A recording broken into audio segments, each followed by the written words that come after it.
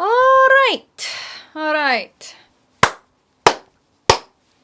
안녕하세요 여러분, 소클쌤입니다. 정말 오랜만에 클래식 토크로 피아노 없이 여러분들 앞에 이렇게 돌아왔네요.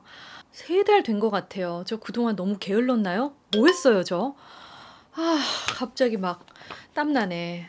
죄송해요. 게을렀던 저를 용서하시고 초심으로 돌아가 다시 한번 여러분들에게 유익하고 즐겁고 또 함께 위로도 받고 감동도 될 수 있는 방송을 만들어 나가도록 힘쓰겠습니다. 오늘은 어떤 이야기로 제가 여러분들 찾아왔을까요? 올해가 2020년 베토벤 탄생 250주년으로 사실상 세계적으로 많은 행사들이 예정되어 있었고, 하지만 코로나19 사태로 전 세계적으로 많은 음악회들이 취소가 되고, 참으로 베토벤의 입장에서는 좀 안타까운 해가 아닐까 싶습니다. 이미 간 사람은 모르지만 우리 산 사람은 좀 나름 서운한 거죠. 그렇죠? 그 베토벤의 탄생 250주년을 기념하는 해인 만큼 베토벤의 숨은 이야기들, 모든 알려져 있는 이야기들, 우리 소클쌤의 언어로 한번 들어보시죠. 그가 결혼을 했을까요? 안 했을까요? 그냥 때려 맞춰도 50% 찬스입니다. 일단 한 가지 확실한 건 수많은 여성들을 사귀었어요. 수십 명은 될 것 같아요. 뭐 수백 명이 아닌 게 어디예요. 그런데 평생 독신으로 살다가 세상을 떴거든요. 근데 놀라운 사실이 하나 있습니다. 베토벤이 불륜을 저지른 거예요. 정말 그런 고귀하고 숭고한 음악을 쓴 베토벤이 진짜 그랬을지, 만약 정말 불륜을 저질렀다면 도대체 누구랑 그런 건지, 왜 그런 건지, 언제 그런 건지, 그리고 결말은 어떻게 되었는지 궁금하시면 끝까지 저를 따라 가주세요. 39살의 베토벤 한번 생각해 볼까요? 39살의 남자라면 지금 이 시대에 생각해도 연애 경험은 굉장히 풍부하고 나름 인생 경험도 풍부하고 이제 좀 철들 나이, 여자의 외모 혹은 배경만 보고 따라가지 않는 성숙한 사랑을 찾을 만한 나이 아닌가요? 물론 주변에 살펴보면 30대 후반인데도 철들지 않은 남자분들 참 많죠. 그러니까 우리 어여쁜 저의 여자 구독자분들, 좋은 남자 만나셔야 합니다. 제가 조금 또 딴 데로 빠졌는데, 이 39살의 베토벤에게 잊을 수 없는 사랑이 찾아옵니다. 그녀의 이름은 안토니 브렌타노. 기억해 주세요. 안토니 브렌타노. 그녀는 과연 어떤 여인이었을까요? 외교관의 딸로서 위인에서 태어났어요. 근데 그렇게 행복하지 않은 유년 시절을 보냈다고 알려져 있습니다. 8살 때 어머니가 돌아가셨고, 아버지가 아마 본인이 어린 딸을 혼자 키우기에 좀 벅차다고 느꼈는지 바로 그녀를 기숙사로 보내고 거기서 7년 정도 생활을 하게 되죠. 그녀가 18살이 채 되기 전에 아버지는 이제 결혼을 하라고 합니다.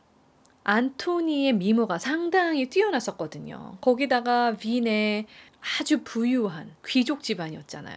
그런 그녀에게 4명의 구혜자가 나타납니다. 그리고 그 중에 한 명이랑 안토니가 사랑에 빠졌는데, 아버지는 너 그런 애들 말고 프란츠 브렌타노라고, 너보다 15살이 많은데 독일 프랑크푸르트의 아주 부유한 사업가야. 그 남자한테 시집을 가도록 해라. 그래서 안토니는 아빠의 말씀을 거역하지 못하고 프란츠 브렌타노에게 시집을 가게 됩니다. 여하튼 1809년에 안토니의 아버지가 위독하다는 소식을 듣고 이제 그 일대 가족이 빈으로 오게 돼요. 아마도 그 남편 프란츠는 자신의 아내가 너무 고향에 돌아가 살고 싶다는 것을 알고 자신의 사업지를 수년간 빈으로 옮겨서 그곳에서 브렌타노 부부와 그들의 4명의 아이들과 함께 생활하게 됩니다. 이때 베토벤과 브렌타노 부부가 서로 만나게 되는 거죠. 정확하게 어느 시점에 그들이 처음 얼굴을 봤는지는 확실하게 알려져 있지 않지만, 브렌타노 부부와 안토니는 처음 보자마자 서로 너무 좋아했고, 그리고 프란츠는 베토벤을 자신의 집에 초대하여서 아이들을 소개시켜주고 밥을 먹여주고, 또 자신의 집에 현악사중주 음악회, 다양한 윈의 사교계층을 초대해서 베토벤과 함께 사교 모임도 하고, 이러면서 점점 가까워지기 시작했다고 해요. 베토벤은 거의 일주일에 몇 번씩 그들의 집에 찾아가서 아이들과 함께 놀고 음악을 연주하고 그렇게 친밀하게 가족처럼 지냈다고 합니다. 안토니는 선천적이었든지 후천적이었든지 모르겠지만 상당히 신경이 예민했고 또 그것 때문에 자주 아팠습니다. 그런 안토니를 위로하기 위해 안토니의 침실 밖에 피아노 방이 있었는데 베토벤이 바쁜 자기 친구를 대신해서 낮에 찾아가 피아노 방에 들어가서 안토니를 위해 다양한 곡들을 연주하고 그렇게 안토니를 위로해 주었다고 해요. 베토벤이 얼마나 그 가족을 사랑했냐. 안토니의 첫 딸 맥시밀리안이 10살이었는데 그 딸이 피아노를 배우는데 흥미를 느낄 수 있게 단악장짜리 피아노 트리오 곡을 그 아이를 위해 작곡을 하고 또 그녀에게 헌정하기도 했죠.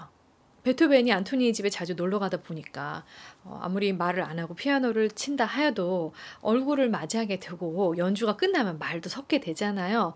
그 두 사람은 상당히 많은 대화를 했던 것 같아요.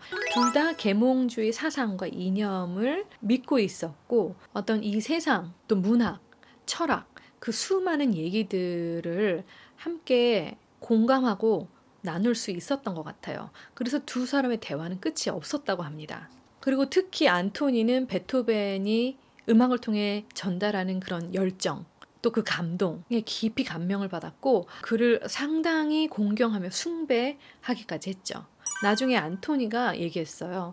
베토벤처럼 위대하고 멋있는 사람은 없다. 그런데 그렇게 위대한 예술가인 그보다 더 멋있는 건 인간 베토벤이라고 말을 했다고 합니다. 이렇게 여러 면에서 깊은 대화가 통하는 안토니를 베토벤은 너무 현명하고 다정한 마음과 빛나는 영혼을 가진 여인이라고 칭하기도 했죠. 안토니는 브렌타노 가문에 시집 와서 그동안 느꼈던 고독, 수많은 억눌림, 그런 아픔들을 베토벤과 대화하면서 또 그의 음악으로 상당히 위안을 받았던 것 같고 베토벤을 깊이 의지하게 된 것 같아요. 이 두 사람이 언제 사랑에 빠졌는지 우리는 확실히 알 수 없지만 이때부터 서서히 이때부터 서서히 사랑이 싹트지 않았을까. 결국 사람과 사람의 만남으로 시작해서 점점 친구가 되어서 서로 존경하고 의지하게 되고 그리고 그러한 신뢰가 이성적으로 끌리게 되는 사고로 발전하게 된 거죠. 이래서 남녀는 가까이 지내면 사실 믿을 수가 없어요. 남자 여자가 친구가 된다. 저도 그렇게 믿고 그렇게 살고는 있지만 항상 조심해야 하는 것 같아요, 여러분.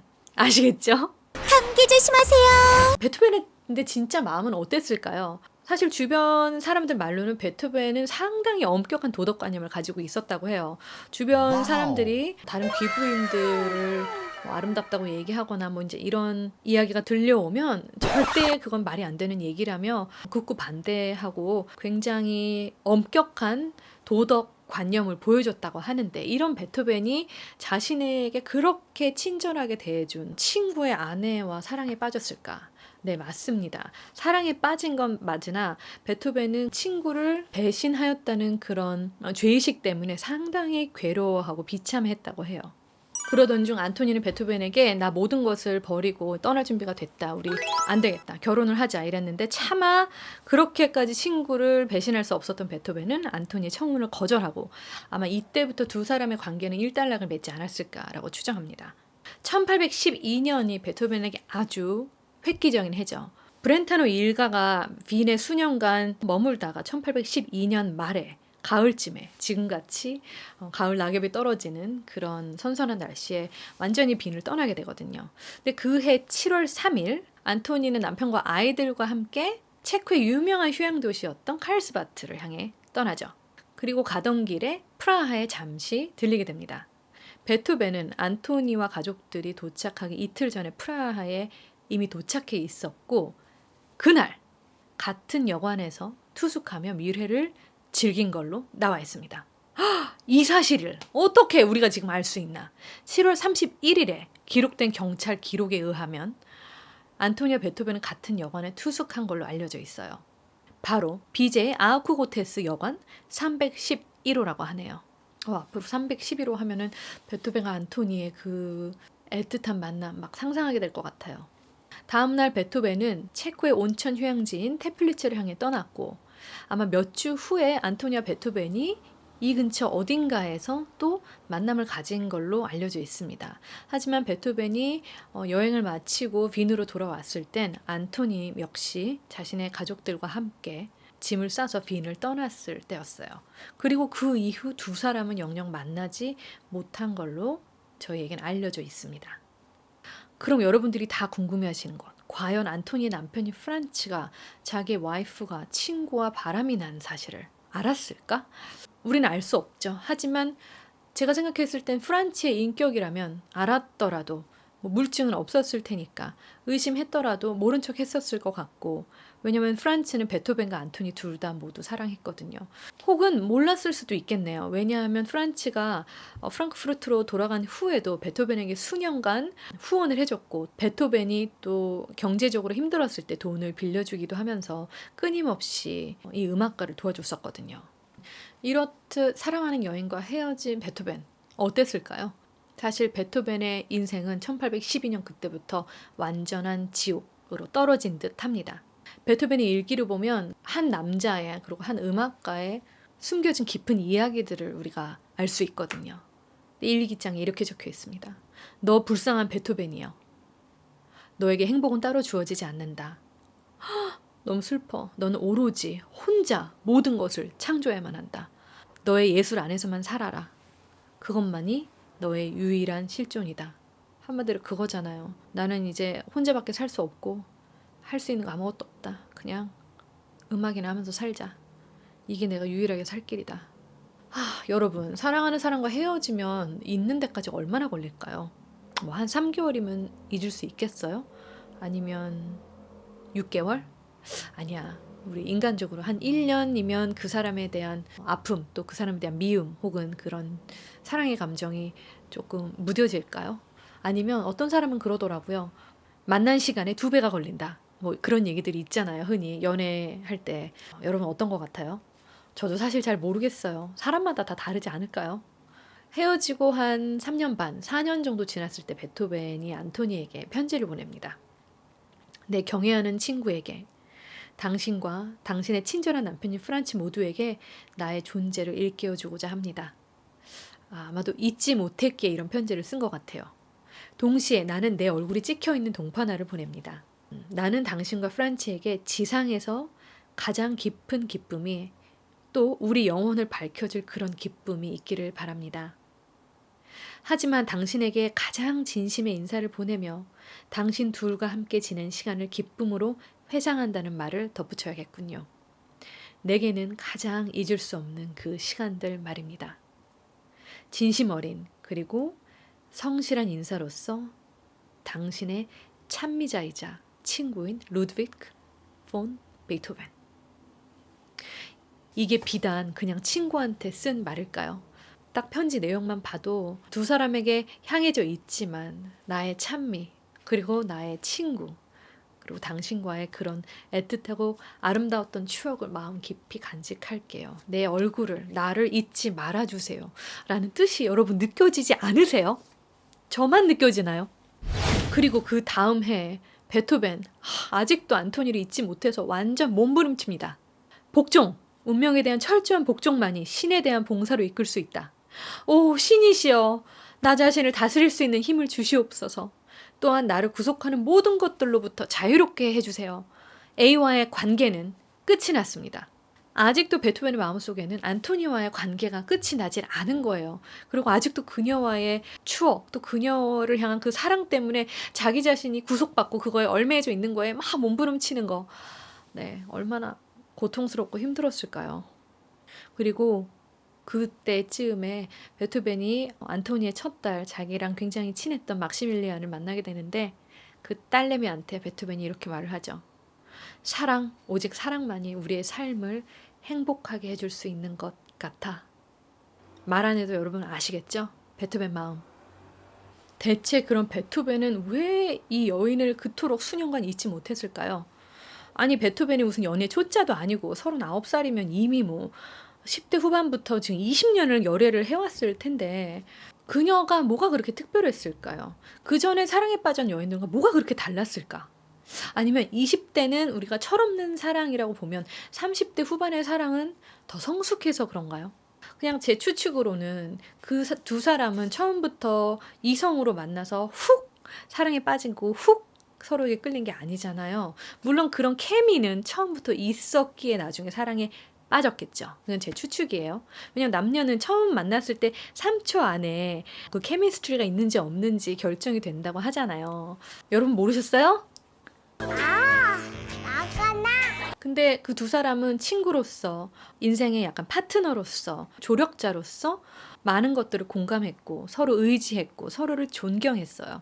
그러면서 서서히 그 감정이 친구에서 연인으로 발전을 했죠. 그러면 이 두 사람이 헤어졌을 때는 안토니와 베토벤 모두 사랑하는 연인만 잃은 게 아니고, 가장 가깝고, 가장 곁에 오래오래 평생 두고 싶었던 친구와도 결별한 게 맞잖아요. 갑자기 가슴이 또 먹먹해지네요. 동시에 연인과 친구를 한꺼번에 잃은 슬픔, 그리고 그 상실감이, 그리고 두 사람은 결코 이루어질 수 없었다는 그 현실이 더욱 베토벤을 고통 가운데 몸부림치게 하지 않았을까라는 생각이 듭니다. 그로부터 몇 년 후인 1820년에 베토벤의 피아노 작품 중 가장 긴 곡 디아벨리 바리에이션, 디아벨리 주제에 의한 피아노 변주곡인데요. 이 작품을 안토니 브렌타노에게 헌정을 합니다. 근데 이 작품은 사실 굉장히 난해하고 복잡하고 변화무쌍하기로 유명해요. 피아니스트들이 연주하기 굉장히 어렵거든요. 그냥 왜 하필 이렇게 어려운 작품을 그녀에게 헌정했을까?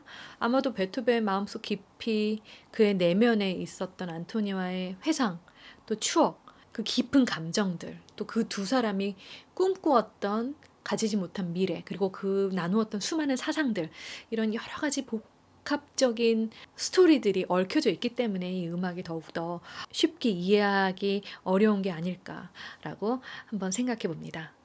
그리고 1822년에는 베토벤이 안토니의 첫 딸 막시밀리안에게 베토벤 피아노 소나타 중 아마 가장 애틋한 사랑을 노래하는 곡으로 알려져 있는 피아노 소나타 30번, 작품 109번을 헌정하게 돼요. 오랜 친구와의 옛 추억을 회상하는 듯한 그 사막장, 여러분들 한번 감상해 보시면 좋을 것 같아요.